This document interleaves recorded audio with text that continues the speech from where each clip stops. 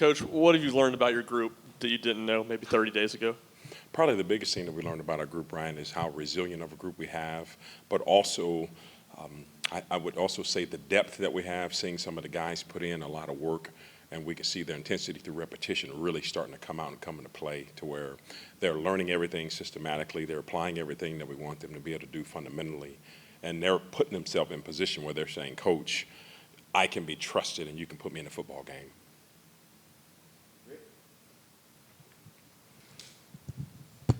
When you first came to campus, you talked a lot about player-led mentalities, getting the guys in the room and having them sort of coach each other or follow each other's instructions. How have you seen that sort of just grow throughout the summer and throughout fall camp, and how that's kind of leading you into the season right now? It's been really good being able to see the evolution of leadership happening within our room and within our football team as a whole. When you can see the players holding each other accountable, when you can see the players wanting to be held accountable, and you can see the players doing extra things and extra small little things, that lets you know that the player-led mentality is beginning to kick in and continuing to kick in. So we've definitely been pleased thus far with a lot of the mentality and the thinking and the actions that the players have been coming up with thus far. And they've really done a great job of really taking our lead and doing what we're asking them to do. Coach, a lot of times the discussion with Keenan Peely is his age, the whole uncle grandpa thing, the title you gave him.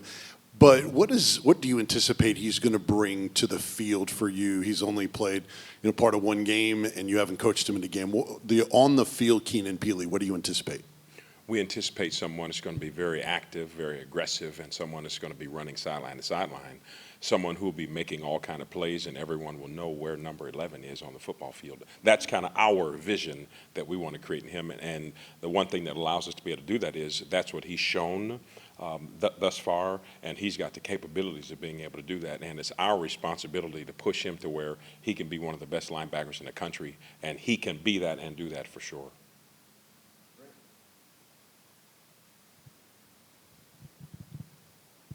How do you know when your group has had enough work to be a good tackling team, to be a good tackling unit to start the year? And where do you feel like your tackling is right now?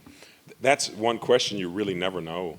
You don't know that until you're really actually in the battlefield doing it. The one thing that we do is we do practice our tackling often and all the time, but sometimes that's the one question where as a coach you're sitting back in the corner like, oh my gosh, please let's make sure this never shows its face. But from a teaching standpoint, you want to make sure that you always teach tackling to where whenever we're in some kind of padded day, there's going to be some tackling all the time to make sure you can get your players in position where their footwork and body position is where it needs to be so we can make those plays. But you really don't know until you're in the battlefield and it's there. Do you feel like you tackled well in the scrimmages? Yeah, from a scrimmage standpoint, yes. And one thing that we try to do is to make sure that we always, as well, take care of our football team. And that's where we've really seen, I think, a lot of growth and maturity happen on our football team, how everybody's taking care of each other. And when you have a chance to make your tackle, it's literally the one shot, one kill mentality to where you're making your tackle, you're doing what you're supposed to do, and you're making the play you're supposed to make when you're at the point of attack. Ryan and Rob? Just on a similar note, when you're weighing the individual pieces in your room, how much value do you put on actual game reps and game film compared to the total body of work from over the camps? It's a little bit of both, yeah, and some of it is when you think about just everyone in our room, there's not a lot of individuals who are quote-unquote returning that have a lot of game footage. So I have to go off of what I've seen and the ability to put them under some adverse conditions in practice and to see how they thrive in those moments, and that literally gives us a lot of trust in them. And also I want to let them know, hey, I trust you and you're going to go into the battlefield and you're going to do well. It's our job as coaches also to be able to breathe confidence into them to where there's no uncertainties from their standpoint when they hit the field also. Coach, how specific are the skill sets you want at your positions? I guess what in the depth chart, can T-Lander and Caleb Peary, can they both come in and play either position? Yes, yeah, and that's something that we want. Now, when you think about the body types, there's some different things that T-Lander can do versus Caleb Peary when you just look at the two body types. But we think they could both go in and apply the jobs and do the things that they're supposed to do. And one thing that we always want to do is to let our players know, even from a recruiting standpoint, you're going to be recruited to be a dual player. We never want to back you into a corner and say you only can do one thing, because if you want to make this your occupation, the more things you can do, the more value you're going to have to your football team. Coach, what's the biggest jump you've seen in Arion Carter when you look back at his film from last season compared to where he is now, and what kind of camp has he had overall? I think the biggest jump that I've just seen overall from Arion Carter is just his level of preparation. You'll see he's someone where he will be the first person in the building, and during camp, he stayed here every day.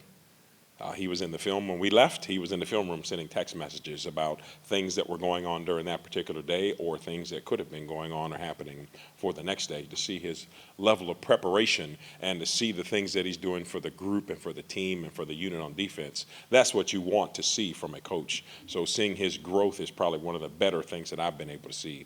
When you see him run, it shows up immediately that he is someone who can run fast and hit hard, and that's what we love to see. Yeah, William, the question I was going to ask was sort of asked a minute ago, so I'll spin it. I'll try to spin it, I guess. How many guys do you feel comfortable playing right now, in a game that's competitive? How do you feel about the depth overall? We feel pretty good about our depth overall, and there's, for us, if you understand the system, you make the plays you're supposed to make at the point of attack, and you know how to drive our defense, you'll have an opportunity to play. And what I would love to be able to do is to make sure we can play five, six players, and that's historically what I've been able to do, is to make sure that from a preparation standpoint, that number of guys have been prepared and that number of guys have played, and they all have a specific role. It may be someone comes in when it's third down and long, someone comes in when it's third down and short, someone comes in goal line short yardage, but being able to give those guys what you would say hope. Because if you know that you're going to be going to the football game, how much more are you going to be ready when it comes to your level of preparation? So when you do that for them, they're going to give it back to you in return. So I would love to be able to make sure from a group standpoint that we play. If you have a uniform on and you're ready to play, you're going to have a chance to play. We've talked a lot about Edwin Spilman throughout camp. How has he continued to progress, and what role do you see him playing on Saturdays? Yeah, Edwin is definitely progressing very well. He is someone, when you talk about being able to stuff and stop the run, that his body type fits exactly just that. He does not get moved when he's in there fitting. As a player who's learning and growing, it's great to see the things that he does on special teams. So he is someone, he has a great role in our room, and it's awesome to see him learning every day. It's actually special to see him coming on with his smile, and he's learning. And when you have Keenan and Arion Carter putting you up under their wing, you can only go up. So it's great seeing him continue to excel. You talked a little bit about Keenan back here. You talked a little bit about Keenan. Just how would you describe his drive and readiness to get back on the actual game field, since he only has that one game under him as a Vol? Yeah, it's for him. He is kind of mature beyond his age or time, but we all know he's a little more mature than everyone else. So it's kind of an oxymoron in the room. But to see his mindset, he knows he's just ready to go play. The good thing about this is he's had the opportunity and the exposure to be around a lot of good people, a lot of good coaches, a lot of good players. So he knows how to have himself ready and prepared to do his job on game day. I just can't wait to see him be able to go and apply it. That's our responsibility as coaches, to see him be able to be able to go do that. So he's ready, his mindset is right, and he knows he's doing everything he can to help the rest of the guys around him to be even better. Coach, back here. Yesterday, a big talk was the depth chart that we all got and how many kind of potential starters were listed. What goes into the strategy of releasing a depth chart without that certainty, and how much is it just you don't have to show all your cards, so you won't? Well, a lot of it is when you have competition at those respective positions. That's kind of how you may feel as a coach. Just for example, in the linebacker room, you can pick any two players, and they're going to be able to go apply their job and do what they're supposed to do as starters. And that's kind of how we feel as a staff. So when you see someone who may be an or scenario, we feel pretty good about the next person being able to come in and being able to compete at a high level to help us compete for a championship. You talked about Arion growing and sort of his responsibilities in film room. He's put in the hours. How is his understanding of the film that he's looked at, and how have you seen him grow in that way? And that's where he and I have gotten closer. from my perspective, being able to help show him what he's looking at while he's looking at film or while he's watching film. So that's where he's really had the chance to really sharpen his laser. Just the conversations that he and I have when we're working in the film room. And that's literally where he's taken a lot of the big jumps, just because now he's understanding how to look at the film, what he's looking at, what he's looking for, what's the situation that's going on and presenting itself on the field. So that's where he's really kind of matured himself here over the last 7 months.